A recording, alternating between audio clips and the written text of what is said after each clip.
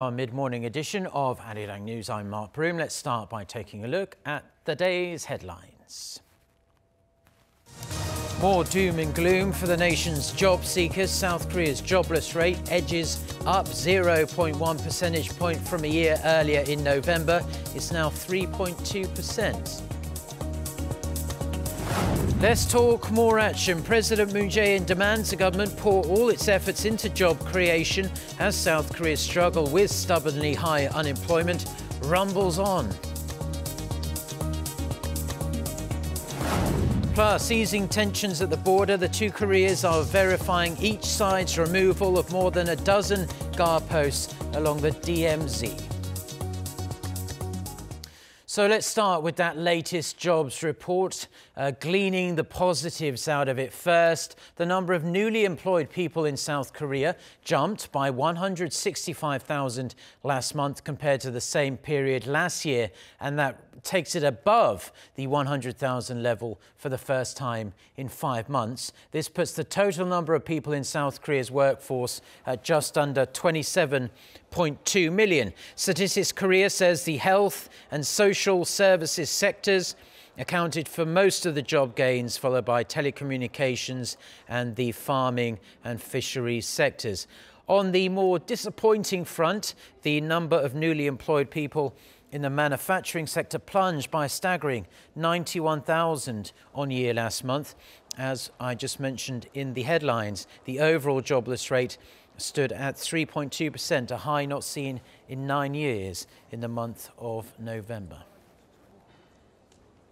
President Moon Jaein is getting briefings from government ministries on what they've achieved and what they plan to do in 2019. On Tuesday, it was the turn of the Ministries of Labour and Education. He told them South Korea needs results when it comes to jobs and reform of the education system, which are the keys, he said, to building his vision of making South Korea an inclusive nation. Our presidential office correspondent Shin Se-min reports. President Moon Jae-in is being briefed one by government ministries, and first up were those in charge of labor and education. The president praised the work done by the Labor Ministry in terms of cutting working hours and improving the job security of irregular workers in the public sector, a step forward, he said, in making the country an inclusive nation. But he stopped there and pushed to point home the depressing jobs numbers. President Moon ordered his government to speed things up and get some results. 일부 일자리의 질은 높아졌을지 모르지만 어쨌든 좋은 일자리를 늘린다는 면에서 성공하지 못했다. 물론 이 정책이 성과를 제대로 보기까지는 시간이 필요합니다. 그러나 국민들은 오래 기다릴 만한 그런 여유가 없습니다. And he said the passage of the government's $418 billion budget for next year should definitely help spur the process forward and result in tangible achievements. In terms of education, the president emphasized its importance, calling it the starting point in achieving the administration's goal of an inclusive nation. 교육을 통해서 혁신 인재들이 길러지고 또 교육을 통해서 앞으로 자신의 삶이 더 나아질 것이라는 미래의 희망을 가지게 되고 또 교육을 통해서 말하자면 계층이 이동할 수 있는 그런 또 사다리가 만들어지고 이런 것이 지금 우리 교육이 해야 될 역할이라고 생각합니다. The president then ordered the ministry to work to meet the standards of the people and to improve transparency and fairness from early childhood education all the way up to the university level. He said without such transparency, major education reform is impossible. Recent revelations of accounting fraud at private kindergartens have sparked a controversy and led to the shutdown of a number of institutes across the nation.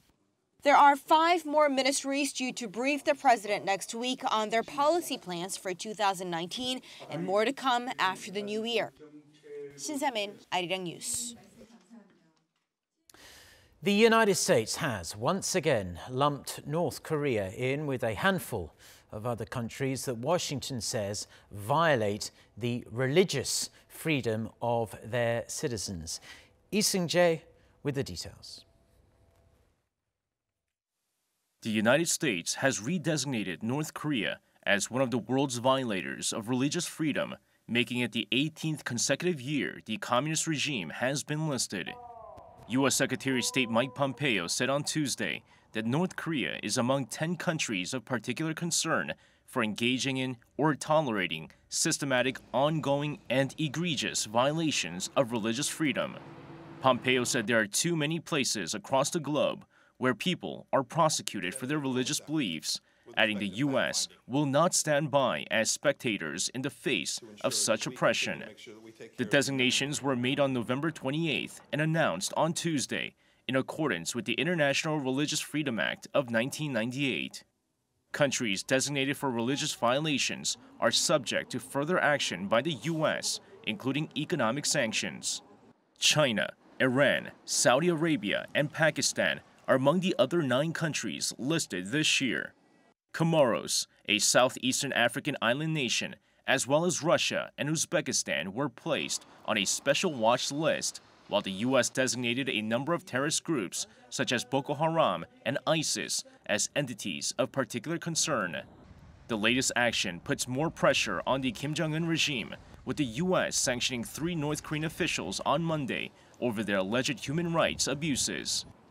Lee Seung-jae, Arirang News.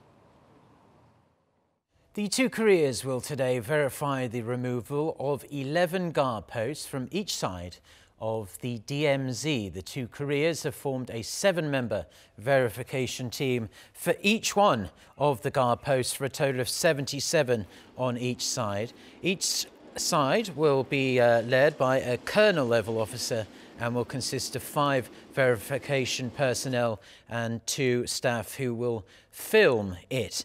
The South Koreans, they're going to be visiting the North Korean guard posts in the morning, and the North Koreans will head to the South Korean side this afternoon. This all comes after the 2 Koreas each removed or blew up, basically, almost those guard posts in line with a recently signed military agreement aimed at reducing tensions at the border. Also today, South and North Korea will discuss cooperation in the health sector. According to Seoul's Unification Ministry, officials are going to meet on Wednesday at the Joint Liaison Office in Kaesong. The South Korean delegation will be led by a senior official at the Health and Welfare Ministry, and the North's delegation will be led by an official of the regime's health ministry. The 2 sides will exchange information on influenza for the winter season, as well as joint efforts to combat infectious diseases. This is all a follow-up to the agreements made last month at the first inter-Korean meeting on health and medical care in 11 years.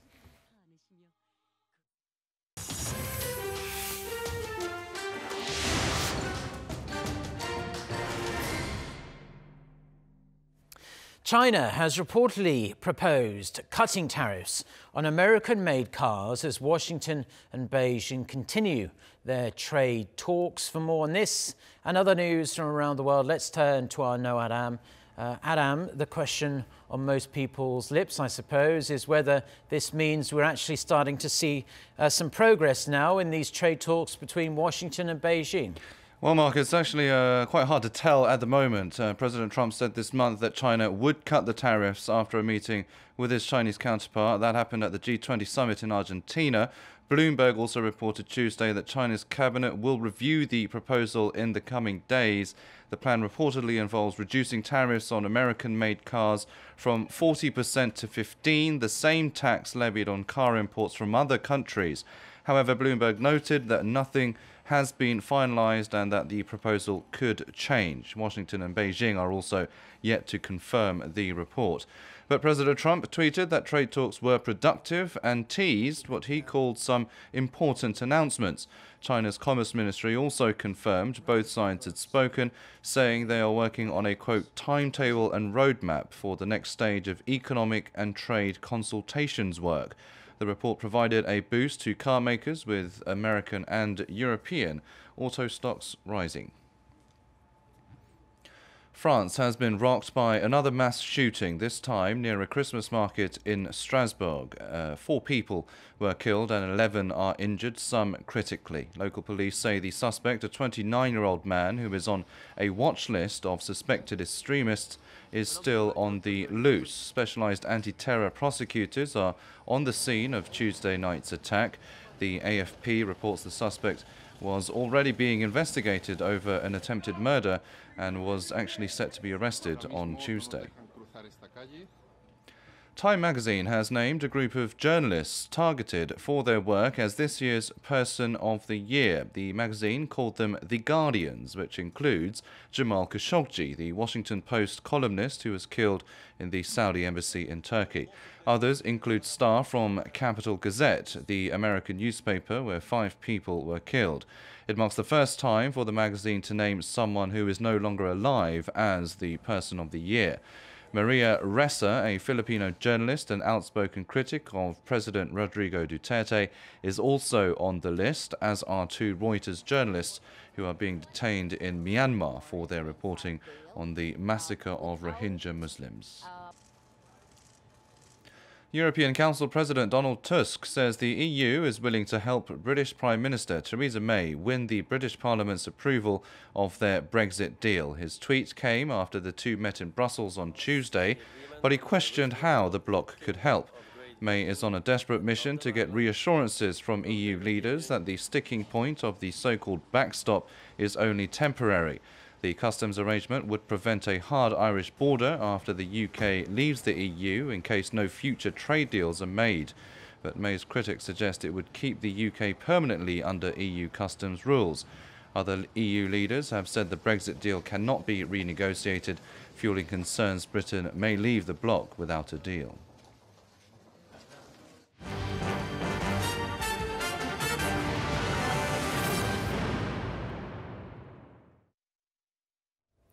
Thank you as always to our Arirang for the world news there. Now back here in South Korea, ruling party lawmakers, Blue House officials and the government met this morning to discuss how to implement the $418 billion budget for 2019. Prime Minister Lee Na-kyung and the newly appointed Deputy Prime Minister Hong Nam-gi attended the meeting.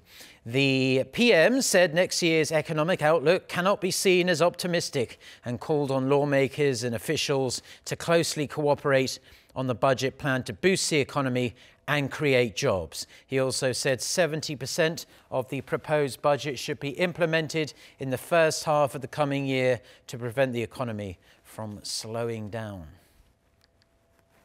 And South Korea's foreign ministry has released more details about its specific budget for 2019, which was passed by lawmakers over the last weekend. It includes a new fund dedicated to raising global awareness of the Korean women who were sexually enslaved by Japanese troops during World War II. More broadly, it's going to address sexual violence around the world today as well. Park Hee-jun reports.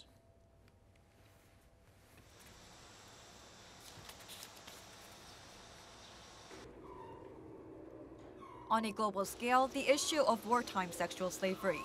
The victims of this practice by Japan during World War II are commonly referred to as comfort women. In broader terms, the funding is to promote international cooperation on sexual violence in regions of conflict, but a foreign ministry official told reporters on Tuesday that it's also connected to the issue of the comfort women. The foreign ministry has set aside $440,000, which will be used to organize forums and seminars to discuss how to protect women in troubled parts of the world and to raise global awareness of the comfort women. According to the official, the government has also set up next year's budget to support the diplomatic and denuclearization-related activities surrounding the Korean Peninsula. And so $88,000 will be added to its fund for the peace process and the unification of the peninsula, bringing it to a total of some $796,000. The fund to support cooperation and exchange with ASEAN, South Asia, and Asia-Pacific countries will see a 48% hike to $2.1 million. Next year's plan also aims to effectively respond to accidents in other countries. For that, the ministry will spend $10.4 million, 6.4% more than last year, to protect Korean citizens staying overseas. South Korea will also spend 4.2% more next year on official development assistance for a total of $714 million to fulfill its responsibilities in the international community. But the budget for the protection of South Korea's territorial sovereignty, essentially for the protection of Dokdo Island, has been reduced by $265,000 to around $5.5 million.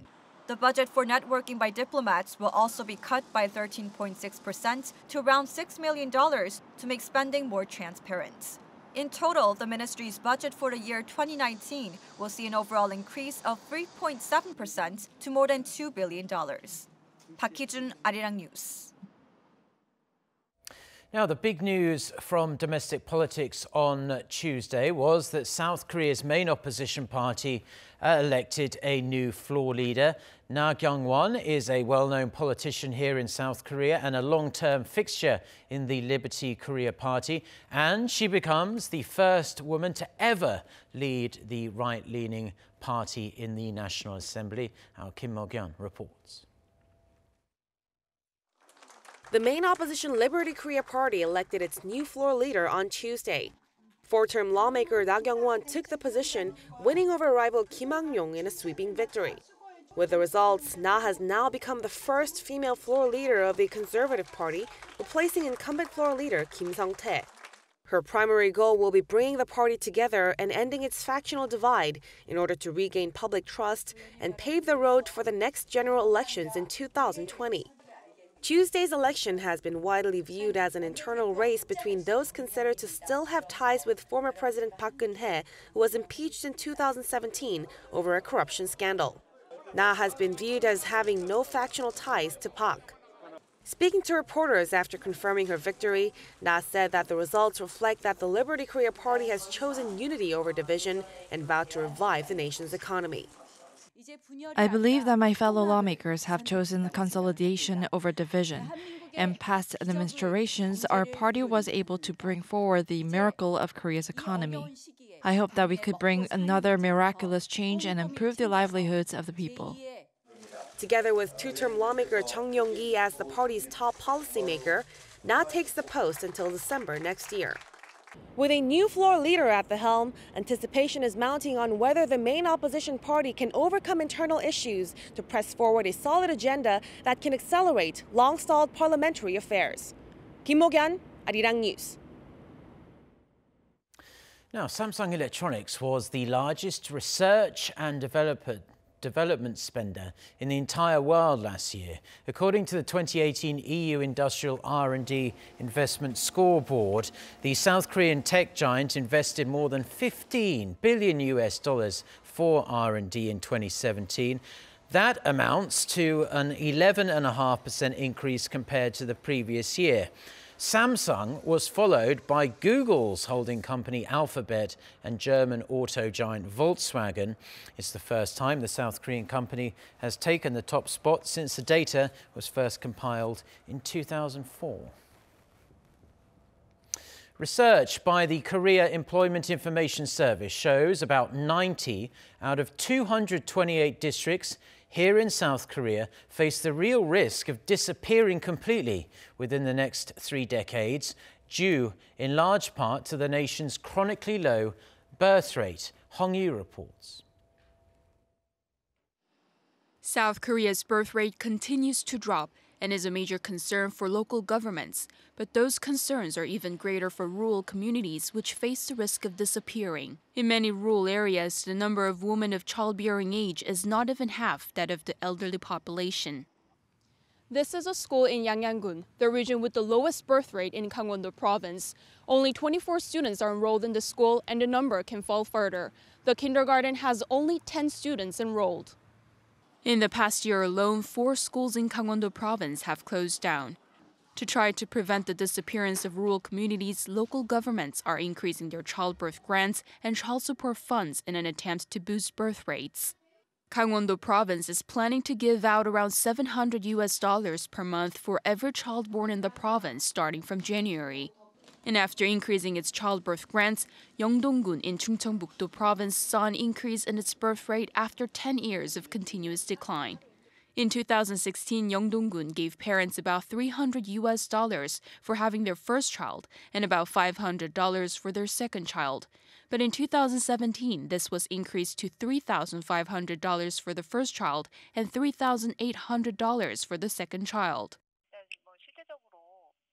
We thought economic support would be the most important thing in the process of raising children, so we thought it would be necessary to raise the childbirth grants for the first and second child based on the size of general families. As a result, our number of newborns increased with 71 more than last year, making it the nation's #1 area for birth rate growth. But there are questions over whether these measures are actually effective. Some say that local governments should keep the plan because it has a significant effect on promoting childbirth, but some say it's like a bottomless pit. It's not a single factor that influences childbirth. Giving out childbirth grants is an important measure, but the birth rate cannot be increased with only that. That should be a common policy, but it is necessary to analyze the causes of the decline in childbirth by region and implement customized and differentiated policies for each region. 홍유, Arirang News. Now, the Korea Tourism Awards recognize those who have played a major role in getting people to visit South Korea from overseas. Of the winners this year, one is an actor and another is a famous rocky island out in the East Sea. Won Jong-hwan reports. Actor Park Seo-joon has been recognized for his role in promoting Korea to the world. According to the Ministry of Culture and the Korea Tourism Organization, he was named the winner of the Achievement Award for promoting Korea abroad at this year's Tourism Awards ceremony on Tuesday. The 29-year-old actor made his entertainment debut in 2011 by appearing in a music video, and then gained popularity through a series of television dramas, including this year's romantic comedy drama, What's Wrong with Secretary Kim. That drama was a major hit in South Korea, and Park received positive reviews for his performance, being dubbed the master of romantic comedy by various Korean press outlets. Along with Park, 9 other tourist attractions or travel programs were named as outstanding tourist attractions. For their natural beauty, Ulleungdo and Dokdo Islands, Korea's easternmost territory, grabbed the top spot for their natural and picturesque landscape. And as a cultural resource, the demilitarized zone in Gosong, Gangwon-do Province, a historic site where the Mount Kumgangsan tours were operated from, grabbed this year's grand prize. Although the DMZ Museum in Gosong was established in memory of a painful past, today it embraces the latest efforts to transfer the DMZ from a place of political scars to a symbol of peace on the Korean peninsula. Won Jong-hwan, Arirang News.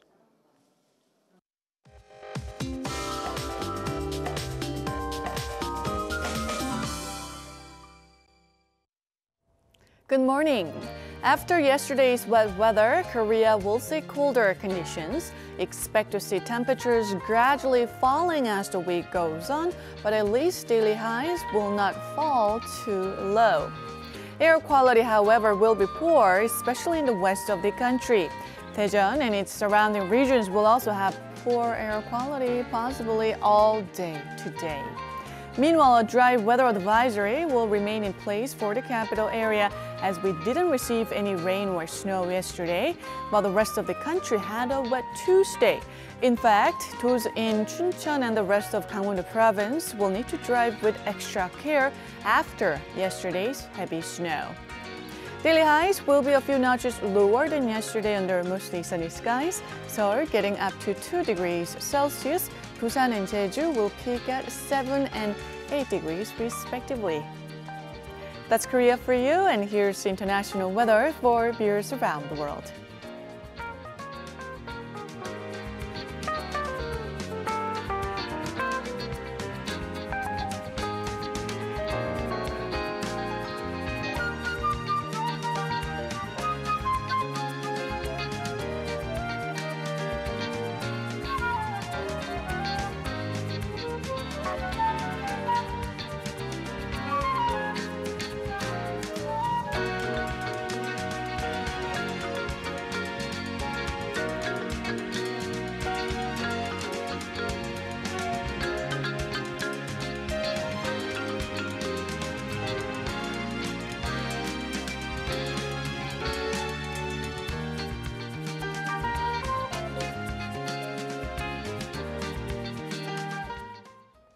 Well, that's all we have for now on this Wednesday morning here in Seoul. Do stay tuned to Arirang TV.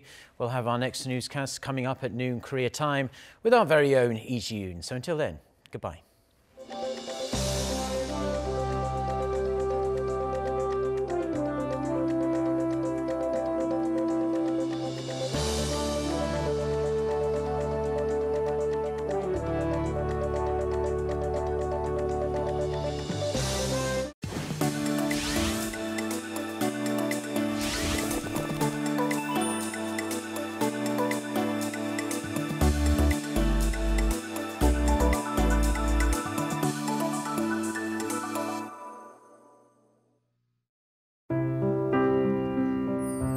Literally speaking,